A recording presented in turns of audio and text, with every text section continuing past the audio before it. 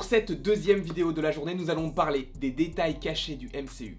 Troisième du nom, je crois, ou peut-être que c'est le deuxième, peut-être que c'est le quatrième, j'en sais rien, j'ai oublié, ok? Cet épisode devait sortir initialement la semaine dernière, mais la semaine dernière, qu'est-ce qu'il s'est passé? Je ne sais plus. Mais de toute façon, si je n'ai pas sorti de détails du MCU la semaine dernière, c'est que je ne pouvais pas, ou j'étais fatigué, ou j'avais possiblement d'autres choses à sortir. Bref, en tout cas, on se retrouve aujourd'hui pour cette nouvelle vidéo, ce nouveau détail du MCU. On va commencer en trombe. Je ne sais même pas ce que ça veut dire, mais je crois que ça se dit à un moment donné. Mais est-ce que cela correspond avec la situation de la vidéo? Je n'en suis pas sûr. Avant de commencer cette vidéo, je voulais vous avertir qu'il y aura des spoilers. Tu vas te dire, oui, mais d'accord, mais alors, c'est pas grave, j'ai vu tous les films du MCU. C'est tout à fait possible qu'il y ait des spoilers en rapport avec des films qui ne sont pas encore sortis. Donc, je t'invite à ne pas regarder la suite de cette vidéo si tu ne veux pas être spoilé de quelque film que ce soit. Possiblement, encore une fois, je ne me base que sur des rumeurs, et ce, notamment pour le premier détail. Puisque le premier easter egg que je vous propose dans cette vidéo n'est autre qu'un easter egg qui se trouve dans le film Iron Man 1. Tu vas me dire, oui, mais alors du coup, ça spoile pas? Si, ça va spoiler. Parce qu'en fait, au moment où Iron Man essaye son armure, donc à l'époque où elle est encore grise, elle n'a pas encore été peinte, il me semble que c'est la marque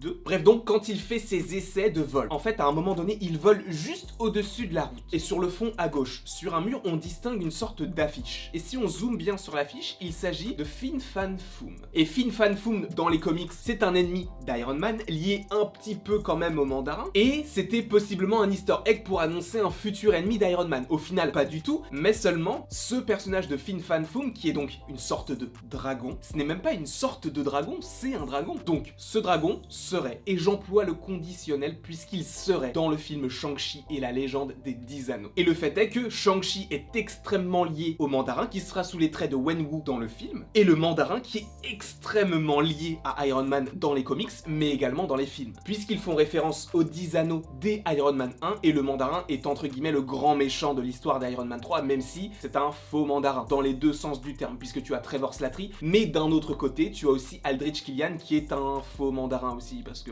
on méritait pas ça. Dans Shang-Chi, on aura le vrai mandarin et Fin Fan Foom. Et comment est-ce que l'on sait tout ça? C'est parce qu'il y aurait un set Lego du film Shang-Chi qui aurait fuité. Je ne vais pas vous en parler précisément dans cette vidéo puisque j'ai fait une vidéo en rapport avec tout cela récemment, il y a à peu près quelques semaines, donc je vous invite à aller la voir si vous en avez envie. J'espère que je n'ai pas bugué, puisque c'était assez compliqué à dire et j'ai la flemme de la redire cette phrase. Donc, bref, Fin Fan Foom que l'on découvrirait normalement dans Shang-Chi, donc en 2021, le 1er septembre, avait déjà, entre guillemets, été montré dans le film Iron Man 1 en 2008, soit 13 ans avant Shang-Chi. Alors évidemment, ils n'ont pas mis cette affiche dans Iron Man pour dire dans 13 ans, on fera un film avec ce personnage. Non, ils n'y avaient pas du tout pensé, je pense, à l'époque. C'était juste une petite référence comme Marvel sait le faire. Donc voilà le premier easter egg que je voulais vous mentionner dans cette vidéo. L'incroyable Hulk dans lequel il y a un caméo. Je ne vais pas te reparler du possible caméo de Captain America, je ne vais pas non plus te parler du caméo de Tony Stark à la fin du film, même si c'est plus qu'un caméo, c'est une scène post-générique, donc en soi ça a vraiment une utilité par rapport à la suite, même si les caméos, dans un certain sens, peuvent avoir une influence sur la suite du MCU. Mais dans ce cas-là, en fait, il me semble que c'est au début du film, lorsque l'on découvre en fait certaines archives, on voit un nom qui est plutôt sympathique, qui est le nom de Nick Fury, qui était déjà apparu dans la scène post-générique d'Iron Man, sous les traits de Samuel L. Jackson, donc on l'avait déjà vu. Et le fait d'avoir juste son nom, sachant qu'il me semble que c'est le seul film d'Incroyable Hulk dans lequel il n'y a pas Samuel L. Jackson, puisqu'il est dans la scène post-générique d'Iron Man 1, il est également dans Iron Man 2, il est dans la scène post-générique de Thor, il est dans la scène post-générique de Captain America The First Avenger, et il est dans Avengers. Donc en fait, Hulk est le seul film dans lequel Nick Fury n'apparaît pas, même si, donc comme je vous l'ai dit, il y a un petit caméo, enfin un petit easter egg en lien avec ce personnage, puisqu'il y a écrit son nom directement dans le film. Voilà, c'était un petit easter egg léger, on passe au troisième. Pour le troisième, on change du tout au tout. Alors, on va parler de la série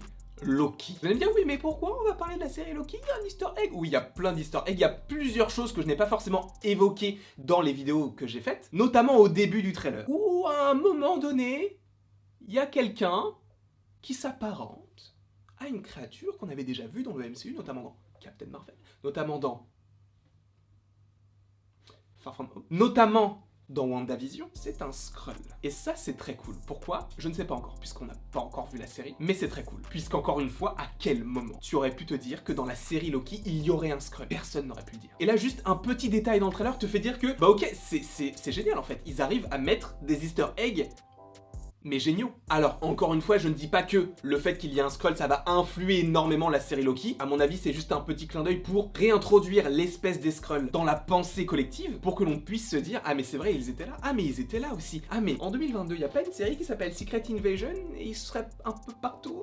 Voilà. Donc le fait qu'il y ait un Skrull dans Loki, ça ne va pas influer, je pense, le déroulé de la série. C'est juste un petit clin d'œil qu'ils ont mis. Encore une fois, on n'a pas encore vu la série, donc, mais pour l'instant, de ce que l'on voit du trailer, on peut se dire que ça va juste être quelque chose en fond, mais je trouve que le clin d'œil est génial. Encore une fois, c'est mini, mais je ne dis pas que Loki tease Secret Invasion, même si, quand on verra la série, ce n'est pas impossible, mais on n'a pas encore vu la série. Ensuite, pour un nouveau petit détail, là c'est une histoire assez stylée. Évidemment, ce n'est pas un truc de ouf, mais c'est quand même stylé. Je vais vous raconter l'histoire de, désolé pour mon accent du Massachusetts, Damon Poitier. Damon Poitier, c'est un acteur, cascadeur, tout ce que tu veux, est au casting d'Avengers. Tu vas te dire, mais j'ai jamais vu ce mec-là. Et pourtant, il est dedans. Et il a un rôle majeur, puisqu'il faut quand même se le rappeler, dans Avengers 1, dans la scène post-générique, tu as Thanos, qui est tout à fait différent de celui que l'on a par rapport à Josh Brolin, qui est un petit peu plus rosé, parfois un petit peu violet, notamment dans les Gardiens de la Galaxie, mais là, il est quasiment rouge. Donc on sait que ce n'est pas du tout le même acteur et le même design. Et c'est Damon Poitier qui donc joue Thanos dans la scène post-générique. Oui, il a un petit rôle, il ne fait que sourire. Mais le fait est que ce n'était pas Josh Brolin qui jouait le personnage de Thanos. Tu vas me dire, oui, mais ok, c'est tout ce que tu as à me dire. Non, ce n'est pas tout, puisque Damon Poitier, ce n'est pas le seul rôle qu'il a joué dans le MCU. Pourquoi? Parce que justement, dans le Marvel Cinematic Universe, il a joué dans Civil War. Un petit rôle, mais un rôle quand même. Il est en fait dans l'équipe de Rumlow lorsqu'ils sont à Lagos. Et c'est notamment lui qui tient le sérum que cherchent les Avengers.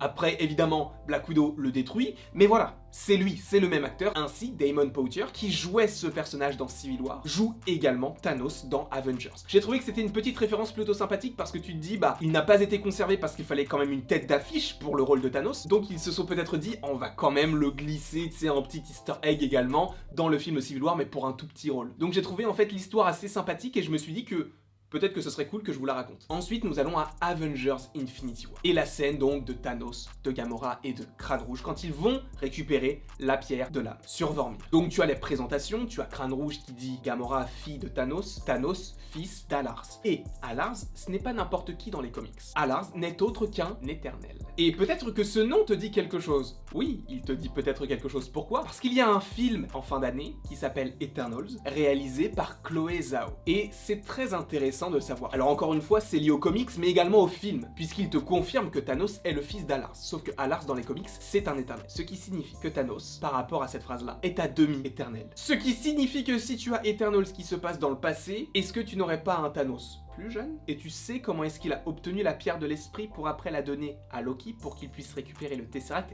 et ainsi de suite. Donc le fait est que Eternals était entre guillemets teasé par ce tout petit détail dans Infinity War. Parce que je pense qu'à l'époque d'Infinity War, Marvel commençait déjà à planifier la phase 4 et donc à planifier Eternals. Ce qui signifie qu'ils n'ont pas mis ce détail au hasard. Puisque Eternals a été annoncé en 2019. Le film Infinity War est sorti en 2018. À mon avis, ils pensent aux Eternals depuis possiblement 2017-2018, puisque le film a possiblement été entre guillemets teasé dans Infinity War. Et j'ai trouvé ça assez sympa. Après on peut se dire oui mais ouais peut-être que c'est juste comme ça. Mais le fait est que ce n'est pas impossible que les deux films soient connectés par cette phrase de Crâne Rouge. Et enfin le dernier, le 6e pour être plus précis. Et pourquoi 6? Parce qu'il y a 6 pierres de l'infini. J'avais pas envie de faire un top 5 et j'avais pas envie de faire un top 10. Je me suis dit 6 c'est bien quoi. Donc le 6e élément que je voulais vous donner dans cette vidéo est dans le film Avengers. Lorsque Thor parle à Loki. Et justement quand Thor parle à Loki, autour d'eux, il y a des choses assez étranges qui se passent. Parce que tu as des oiseaux autour, mais pas n'importe quels oiseaux. Et tu peux te dire, oui bon, ils sont dans une forêt, il fait nuit, les oiseaux sont sombres, et en plus de ça, c'est peut-être juste un détail. Mais en fait non, parce que Thor et Loki parlent en fait de ce qu'il s'est passé sur Asgard, et ils ont leur petit dialogue entre eux. Sauf que ces deux corbeaux seraient, selon la mythologie nordique, Hugin et Munin. Alors, encore une fois, on peut dire Hugin et Munin, mais je me dis que ça vient de Norvège, donc peut-être prendre un accent un petit peu plus anglophone, entre guillemets, donc Hugin et Munin. Ces deux corbeaux ne sont autres que, entre guillemets, les symboles d'Odin, et ils sont en fait, entre guillemets, ces corbeaux messagers. On n'est pas allé trop loin non plus dans l'explication, je vais directement sur Wikipédia, et Wikipédia précise qu'à l'aube, ils partent et parcourent les 9 mondes, et reviennent le lendemain matin pour rapporter au dieu ce qu'ils ont vu et entendu en le lui murmurant à l'oreille. Ce qui signifie que les deux corbeaux sont allés rapporter toute la conversation de Loki et de Thor Howd. Et même si ça n'a pas forcément une grande incidence, puisque la fin d'Avengers mène à Thor le monde des ténèbres, et t'as pas besoin d'avoir ces petits corbeaux là, mais le petit clin d'œil lié à la mythologie nordique est plutôt sympathique, et j'adore l'idée, même si ça ne mène pas forcément à quelque chose de plus concret par la suite, puisque tu as d'autres éléments qui viennent le faire, je trouve que c'est juste génial. En tout cas, voilà, les 6 petits easter eggs que je voulais vous donner dans cette vidéo. J'espère que vous avez apprécié cette longue ou courte vidéo, je ne sais pas. En tout cas, au tournage, elle est longue. Elle est très longue. J'espère en tout cas que tu as apprécié cette vidéo. N'hésite pas à l'aimer, à la partager, à la commenter et à t'abonner. Cela me ferait plus que plaisir. Cela me remplirait le cœur de joie. Évidemment, tu n'en es pas obligé, mais si tu en as envie, n'hésite pas à le faire. Et après tout, selon pas laïus, parce que certains m'ont dit ouais mais laïus c'est péjoratif. Après toute cette longue vidéo, il ne me reste plus qu'à vous dire à la prochaine pour la prochaine.